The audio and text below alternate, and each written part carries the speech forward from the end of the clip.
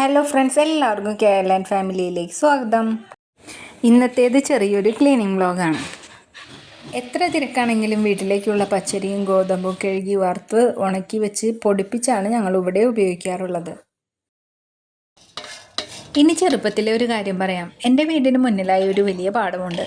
ആ പാടത്താണ് ഞങ്ങൾ പച്ചരിയും ഗോതമ്പും ഒക്കെ ഉണക്കാനിടുക. പാടത്തിന് ചെരുവിലായിട്ടുള്ള മരത്തിന് ചുവട്ടിലിരുന്ന് വേണം കാക്കയും പ്രാവും തിന്നാതെ ഞാനതിനെ നോക്കണം. ഇന്നിപ്പോൾ എനിക്ക് അത്രയും ക്ഷമയൊന്നുമില്ല. ഞാനിത് നേരെ ടെറസിലോ വരാന്തയിലോ വിരിച്ചിടും. മുകളിലായി ഒരു ഷോളും വിരിച്ച് ഉണക്കാനിടും. അത്രയേ ചെയ്യാറുള്ളൂ. ശരിക്കും പറയുകയാണെങ്കിൽ വരാന്തയിൽ വയ്ക്കുന്നതിനേക്കാളും നല്ലത് ടെറസിൽ ഉണക്കാനിടുന്നതാണ്. എന്നാൽ കുറച്ച് ദിവസത്തെ അടുപ്പിച്ചുള്ള മഴയ്ക്ക് ശേഷം ടെറസ് ആകെ ചെളി കുത്തിയിരിക്കുകയാണ്. മടിയൻ മല ചുമക്കുമെന്നാണല്ലോ. ഇന്ന് ഞാൻ ചുമക്കാൻ പോകുന്ന മല നിങ്ങൾ കണ്ടു തന്നെ അറിയണം.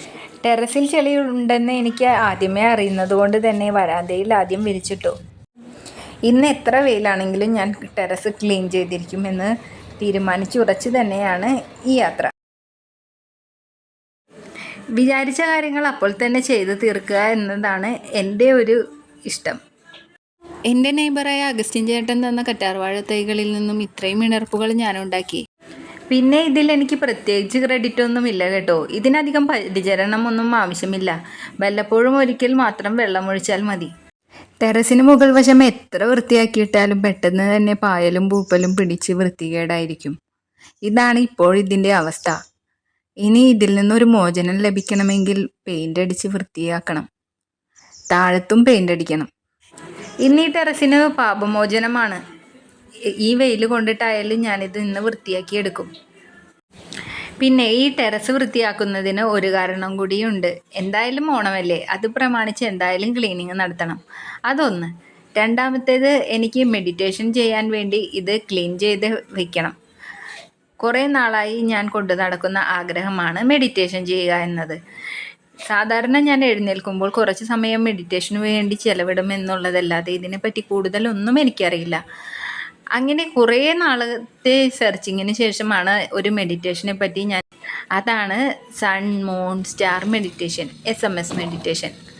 തസ്മൈ ഗുരുജിയുടെ നേതൃത്വത്തിലുള്ള ഈ SMS മെഡിറ്റേഷനിൽ ജോയിൻ ചെയ്യണം എന്നതിന് മുമ്പോടിയായി കുറച്ച് കാര്യങ്ങളൊക്കെ എനിക്ക് ചെയ്തു തീർക്കാനുണ്ട്. അതിലൊന്നാണ് ഈ ടെറസ് ക്ലീനിങ്. എന്നെപ്പോലെ ഞാൻ ഈ ഭൂമിയിൽ എന്നെ മാത്രമേ കണ്ടിട്ടുള്ളൂ. ഇടയ്ക്ക് എനിക്ക് തോന്നും ഇതുപോലുള്ള വട്ടൊക്കെ എനിക്ക് മാത്രമേ ഉള്ളൂ എന്ന്. കാരണം എനിക്ക് ചില സമയങ്ങളിൽ ചെടികൾ നട്ടു വളർത്തുന്നതിനോട് അതിയായ താല്പര്യം തോന്നും. പിന്നീട് കുറേ കാലം അതിന് പിന്നാലെ ആയിരിക്കും.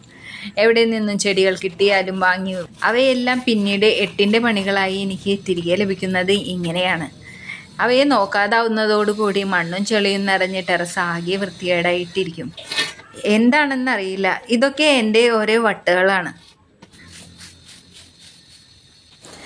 വീടൊക്കെ പെയിൻ്റ് അടിക്കേണ്ട സമയം അതിക്രമിച്ചിട്ടുണ്ട്. അതിൻ്റെ ഒന്നാം സൂചനയാണ് ഇവിടം. എന്തായാലും ഈ പുരവെയിലത്ത് നിന്നുകൊണ്ടുള്ള ക്ലീനിങ് അതീവ ദുഷ്കരം തന്നെയാണ്. ഇപ്പോൾ ഈ ടെറസ് അടിക്കുമ്പോൾ എനിക്ക് ഒരു കാര്യം ഓർമ്മ വരുന്നു. എൻ്റെ ചെറുപ്പത്തിൽ അമ്മ എന്നോട് എന്തെങ്കിലും പണിയെടുക്കാൻ പറഞ്ഞാൽ ഞങ്ങൾക്ക് വീട്ടിൽ ധാരാളം മുറ്റമുണ്ട്. അപ്പോൾ ഞാനൊരു ചൂലുമായിട്ട് ഇറങ്ങും. എനിക്ക് അടുക്കളപ്പണിയൊക്കെ എടുക്കുന്നതിനേക്കാളും ഏറ്റവും കൂടുതലും ഇഷ്ടം പുറം പണി എടുക്കുന്നതിലായിരുന്നു.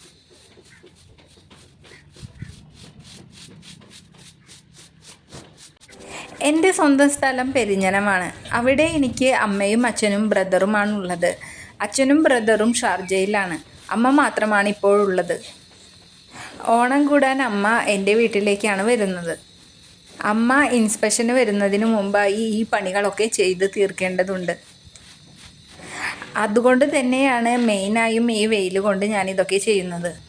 ചെടി നടുന്നതിൻ്റെ ആവേശത്തിൽ ജയ് ശ്രീരാം വിളിച്ചുകൊണ്ട് ഞാൻ കയറ്റിയ മണ്ണൊക്കെ ഇപ്പോൾ ജയ് ശ്രീരാം വിളിച്ചുകൊണ്ട് താഴേക്ക് ഇറക്കാൻ എനിക്ക് സാധിക്കില്ലെന്ന സത്യം ഞാൻ മനസ്സിലാക്കി.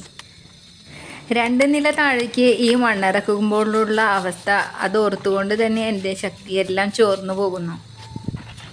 കുത്തനെയുള്ള ഇറക്കമായതുകൊണ്ട് തന്നെ സ്റ്റെപ്പ് ഒന്ന് സ്ലിപ്പായി കഴിഞ്ഞാൽ നേരെ താഴത്തെത്തിയിട്ടേ എഴുന്നേൽക്കാൻ പറ്റൂ എന്നതാണ് വാസ്തവം. നമ്മൾ ശ്രദ്ധിക്കേണ്ടത് ശ്രദ്ധിക്കാതെ ദൈവത്തെ വിളിച്ചുകൊണ്ട് യാതൊരു പ്രയോജനവും ഇല്ലെന്നാണ് എൻ്റെ ഒരു അഭിപ്രായം. ഇന്നത്തെ ഈ വേസ്റ്റൊക്കെ ഞാൻ കൂട്ടി വെച്ചിട്ടുണ്ട്. അതൊക്കെ ചേട്ടനുള്ള പണിയാണ്. ഈ വീടിൻ്റെ പണി കഴിഞ്ഞപ്പോൾ ധാരാളം കല്ലുകൾ ടെറസിലുണ്ടായിരുന്നു. അവയെല്ലാം ഞാൻ ഒറ്റയ്ക്കാണ് താഴെ ഇറക്കിയത്.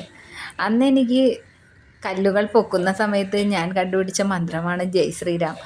അധികം ബലമുള്ള അല്ലെങ്കിൽ ഭാരപ്പെട്ട സാധനങ്ങൾ പൊക്കുമ്പോൾ ഞാൻ ജയ് ശ്രീരാം വിളിക്കും. ഞാൻ കരുതുന്നത് ഇതാണ്, ഹനുമാൻ സ്വാമിക്ക് എവിടെ നിന്നാണ് ഇത്രയും ശക്തി കിട്ടുന്നത്? ജയ് ശ്രീരാം എന്ന് വിളിച്ചത് കൊണ്ടല്ലേ. അതുകൊണ്ട് തന്നെ ഞാൻ ജയ് ശ്രീരാം വിളിച്ചുകൊണ്ടാണ് ഈ ടെറസിലെ മുഴുവൻ കല്ലുകളും ഇറക്കിയത്. എന്തോ എൻ്റെ വിശ്വാസം കൊണ്ടാവാം, എനിക്ക് അന്നൊക്കെ കല്ല് എടുക്കുന്നതിനും കൊണ്ടുപോകുന്നതിനും ഒന്നും അധികം ബുദ്ധിമുട്ട് അനുഭവപ്പെടാറില്ല. ഓരോ വിശ്വാസങ്ങൾക്കും ഓരോ മന്ത്രങ്ങൾക്കും നമ്മൾ വിശ്വസിക്കുന്ന കണക്കാണ് അതിൻ്റെ ശക്തി ലഭിക്കുക. ഇന്നത്തെ ജോലിയുടെ അവസാന ഘട്ടമെന്നോണം താഴെ ഉണക്കാനിട്ടിരുന്ന പച്ചരി മുകളിൽ കൊണ്ടുവന്ന് വിരിച്ചിട്ടു. മുകളിലായി ഒരു ഷോളും വിരിച്ചു. കാക്കയും പ്രാവും അല്ലെങ്കിൽ നല്ല പണി തരും. ഫുള്ളി പാക്ക്ഡാക്കി വേണം വെക്കാൻ. അങ്ങനെ ഒരു വിധത്തിൽ ഈ പണിയൊക്കെ തീർത്ത് ഞാൻ താഴേക്ക് ഇറങ്ങി. കുട്ടി കുട്ടി യാത്രകളും വിശേഷങ്ങളും ഒക്കെയായി ഞാൻ ഇനിയും വരാം. എല്ലാവരും എൻ്റെ ചാനൽ സബ്സ്ക്രൈബ് ചെയ്യണേ.